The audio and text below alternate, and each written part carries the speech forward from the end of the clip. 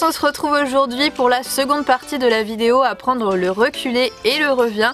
Après avoir donc appris à notre cheval à reculer dans la précédente vidéo, aujourd'hui nous allons lui apprendre à revenir vers nous. Pour cet exercice, il est aussi important que notre cheval sache répondre aux pressions du licol. Donc n'hésitez pas à aller voir les précédentes vidéos si vous ne les avez pas encore vues et si votre cheval ne connaît pas parfaitement les bases. Au contraire, si votre cheval est déjà un pro des pressions, eh bien nous allons pouvoir lui apprendre le revient. Mais comment lui demander ? Idéalement, après lui avoir demandé un reculé à distance, vous agirez avec votre grande longe en exerçant une pression, une traction sur la longe vers vous. Au moment même où votre cheval entamera le mouvement en avant, récompensez-le et encouragez-le. Idéalement, ne placez quand même pas votre cheval trop loin de vous, parce que plus il est loin, forcément plus l'exercice sera compliqué pour lui. Si vous voyez que votre cheval répond bien à cette pression-là, vous pourrez agir en codant votre exercice, c'est-à-dire en trouvant un ordre qui correspond à l'action de revenir vers vous. Par exemple, personnellement, j'utilisais au tout début l'action de me baisser complètement, de m'accroupir. Mon cheval faisait ainsi bien la différence entre ma posture debout, qui lui demande en général de rester arrêté, et ma position accroupie, qui lui demande de revenir.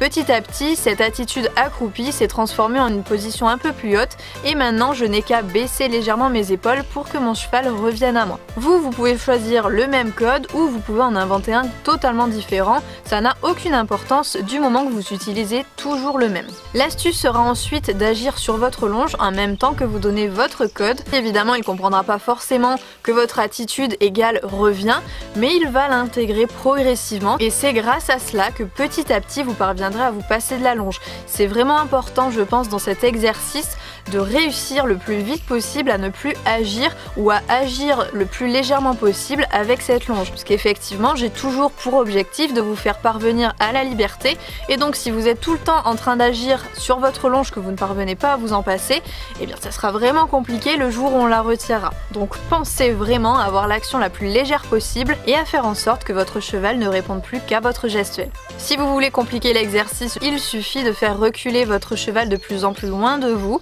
Si votre cheval a des difficultés à répondre, à avoir un mouvement en avant alors qu'il est loin de vous, vous pouvez feinter. Plutôt que d'utiliser la longe pour lui demander un mouvement en avant, essayez plutôt de dessiner un demi-cercle autour de lui en vous dirigeant vers les hanches avec détermination, ce qui devrait logiquement lui décaler l'arrière-main et l'inciter à entamer son mouvement en avant. Évidemment, dès qu'il entame ce mouvement en avant, vous félicitez, vous récompensez énormément. C'est vraiment en réussissant à mobiliser cette arrière-main avec votre stick ou avec seulement votre position que vous parviendrez à débloquer cette situation. Et effectivement, il est encore important que votre cheval ait les bases et s'il ne répond pas parfaitement à la mobilisation des hanches et des épaules, eh bien je vous invite à visionner la précédente vidéo que j'ai pu faire à ce sujet-là. Enfin, si vous voulez apprendre à votre cheval à revenir au trot, voire au galop vers vous, il va vous suffire simplement d'agir encore plus longtemps sur la longe et de reculer en même temps que vous demandez à votre cheval de revenir.